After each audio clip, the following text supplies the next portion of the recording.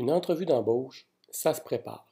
Comme vous l'avez vu, vous devez faire un travail sur la connaissance du métier et également sur la connaissance de vous-même. Je vous propose donc un exercice qui vous permettra de mieux vous préparer à votre entrevue d'embauche de la semaine prochaine.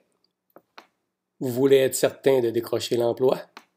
Vous voulez qu'on se rappelle de vous? Vous voulez faire bonne impression? Écoutez bien ce qui suit. Rendez-vous sur Colnet. Eh oui, sur Colnet, bizarrement. À votre gauche, dans tous les onglets disponibles, je vous demanderai de sélectionner Repères. Qu'est-ce que c'est Repères? Repères est un système qui répertorie les 1500 métiers et formations qui s'offrent au Québec. Par la suite, je vous demanderai de sélectionner Profession et cliquez sur Mots-clés. Imaginez que vous voulez devenir caméraman, donc je l'ai déjà entré. Vous faites Rechercher et dans Caméraman, vous trouverez plein d'informations, entre autres, quelles sont les tâches d'un caméraman. Ça se pourrait très bien en entrevue d'emploi qu'on vous demande de définir quelles sont les tâches reliées à votre métier. C'est très pertinent de le savoir avant de se présenter à une entrevue d'emploi. Par la suite, un peu plus bas, il y a des informations intéressantes sur les champs d'action, dans quel contexte on travaille, quelles sont les conditions de travail, et également, et surtout, ce qui nous intéresse particulièrement pour vous préparer à l'entrevue d'emploi, ce sont vos caractéristiques personnelles, vos champs d'intérêt, ainsi qu'un peu plus bas, quel genre de tempérament il faut avoir pour exercer et quelles sont aussi les qualités nécessaires. Voilà. Qu'est-ce que je vous demande de faire avec ça? Alors, vous me direz, qu'est-ce que tu veux que je fasse avec ça, Denis? Qu'est-ce que je veux que vous fassiez? Vous allez m'écrire en traitement de texte. Je ne veux pas avoir rien de papier. Et vous allez m'envoyer ça par Colnet. Vous allez faire une comparaison avec les vérifications que vous avez faites dans Repères en ce qui concerne les indices de tempérament et les qualités qui sont recherchées, comparaison avec ce que vous êtes réellement. Est-ce que ça correspond à vous? Avez-vous ces qualités-là? Êtes-vous faite pour ce métier-là? Parce que c'est ce que vous aurez à faire en situation d'entrevue d'emploi. Persuader les employeurs que vous êtes la personne qui va faire la différence. Alors, c'est un premier devoir qui, en même temps, est utile. Combien long? Bof, 150 mots. Ce qui compte le plus, c'est que vous mémorisiez ça. C'est de la préparation en entrevue d'emploi. Mémorisez quelles sont les qualités et les indices de tempérament. En plus, je vous demande d'ajouter une petite chose. Dans le site Repères que je vous parlais tout à l'heure, vous avez remarqué en haut de page les tâches qu'on exerce dans le métier. Apprenez-en quelques-unes, retenez-les. Je veux que vous les ajoutiez au document que je veux que vous me les ajoutiez dans le travail que je vous demande. Donc, tâches pour le métier, indice quel genre de tempérament ça prend, et ensuite, quelles sont les qualités nécessaires. Faites-moi ça, 150 mots, écrit sur ordinateur. Document à part, écrivez-moi pas ça dans un message. Écrivez-le sur un document à part que vous allez faire pièce jointe. Voyons si vous allez être capable de vous débrouiller. Merci. Regardons la suite. Le langage non verbal occupe une place primordiale dans la communication. On peut même dire que le message qui passe au niveau non verbal occupe plus d'importance que ce que vous dites. Donc, soyez consciente de ce que vous dégagez. D'entrée de jeu, une poignée de main bien ferme, pas trop non plus, mais bien ferme pour montrer votre dynamisme, c'est important. Le contact visuel aussi. Si vous regardez constamment à terre ou au ciel ou ailleurs que votre interlocuteur, ça passe aussi un message qui n'est pas tellement positif. Le contact visuel dégage une certaine assurance. La posture aussi. Soyez pas tout mou, affalé sur votre chaise, ça peut indiquer que vous n'êtes pas tellement intéressé. Si vous êtes trop crispé, ça dénote du stress. Tentez d'adopter une posture où vous êtes confortable, mais quand même pas trop, gardez-vous une petite gêne. La voix est importante, le débit, le rythme avec lequel vous parlez, pas trop lentement, pas trop rapidement, et surtout prenez le temps de bien prononcer.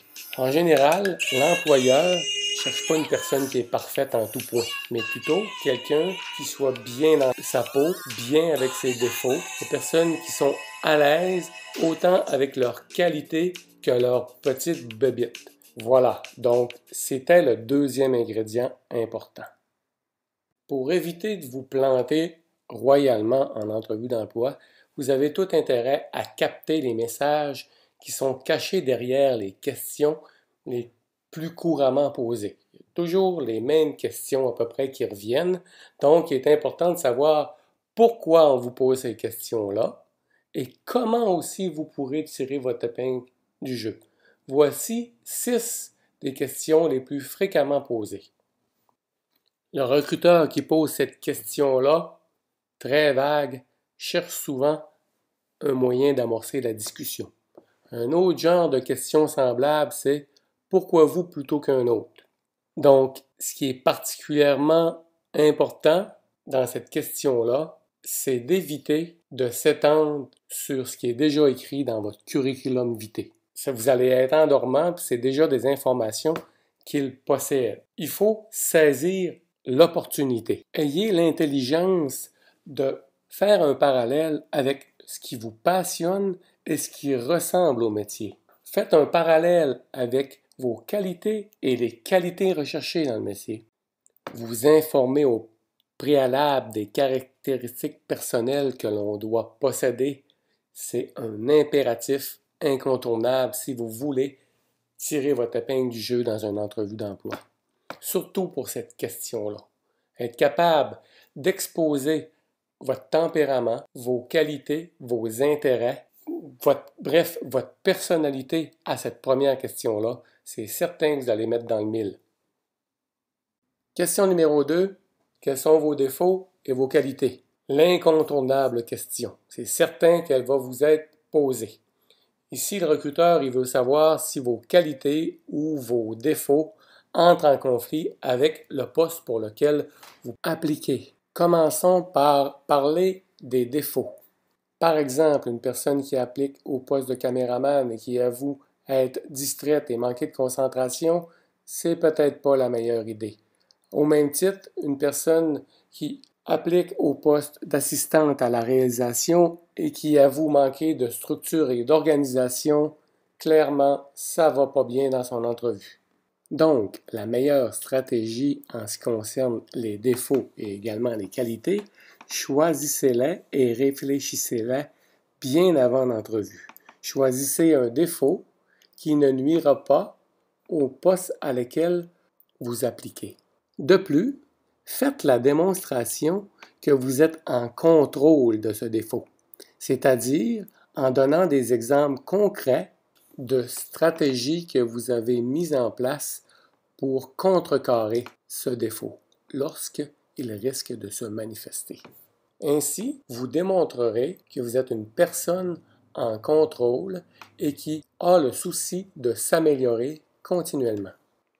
Autre information importante que vous devez savoir en ce qui concerne les défauts, 90% des personnes mal préparées vont répondre qu'ils sont trop perfectionnistes.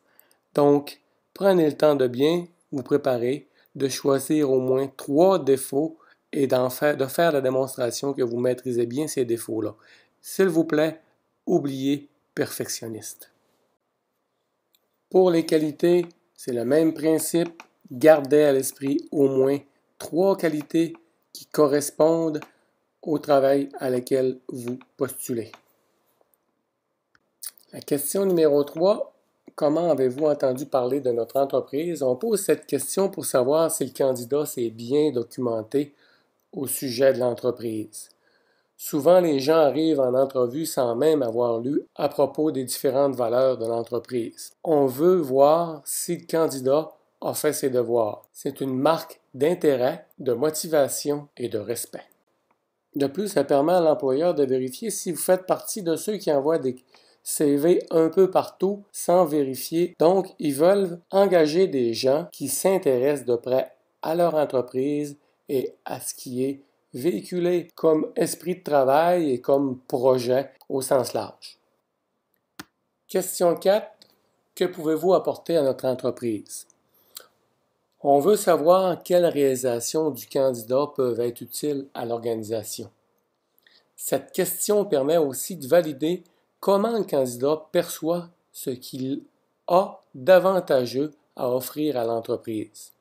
Un bon truc, expliquez ce que vous pourriez apporter à l'entreprise en partant de vos réalisations passées, de votre formation ou de votre expérience personnelle. Ça n'a pas besoin d'être une job rémunérée, des expériences personnelles dont vous êtes fier. Il est toujours plus efficace d'y aller d'expériences concrètes.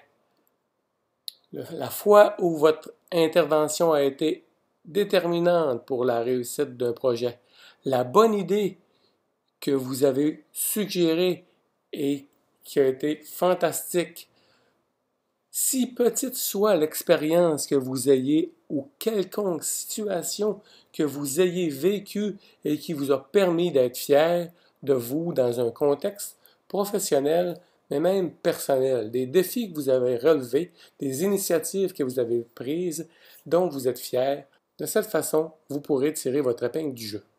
Question 5. Parlez-moi de vos échecs. Même s'il n'y a personne qui aime ça parler de ses mauvais coups, les recruteurs, eux, aiment bien ce genre de questions sadiques. On veut surtout savoir ce que la personne a appris de ses échecs. Il est important de le savoir puisqu'on présume que la personne va avoir appris de ses erreurs. En plus, ça nous permet de voir quel est le niveau de tolérance du candidat face à l'échec. Si quelqu'un dit qu'il n'a jamais vécu d'échec, c'est certain que les employeurs vont les cuisiner davantage sur ce genre de questions. Donc, racontez seulement les échecs que vous avez eus pleinement le temps d'analyser, qui vous ont fait avancer ou qui ont été pour vous des leçons de vie. Question 6. Définissez le travail pour lequel vous postulez. Voici une question pour démasquer les omnipraticiens, ou plutôt ceux qui postulent à gauche puis à droite sans détenir l'expérience ou la compétence requise. On la pose aussi afin de savoir si le candidat a la même définition du poste que l'employeur. Cette question-là permet de mettre les pendules à l'heure. Pensez à votre réponse avant l'entrevue. Sachez quelles sont les tâches à accomplir et découpez-les en quelques étapes. N'hésitez pas à demander si votre définition ressemble à celle que l'employeur avait en tête. Bref, soyez proactif.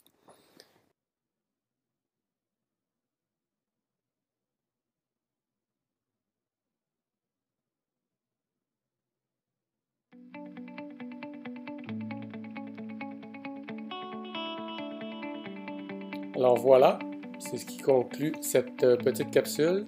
En espérant qu'elle vous sera utile, à vous de saisir l'occasion pour vous préparer la semaine prochaine. Ça va être une super belle expérience.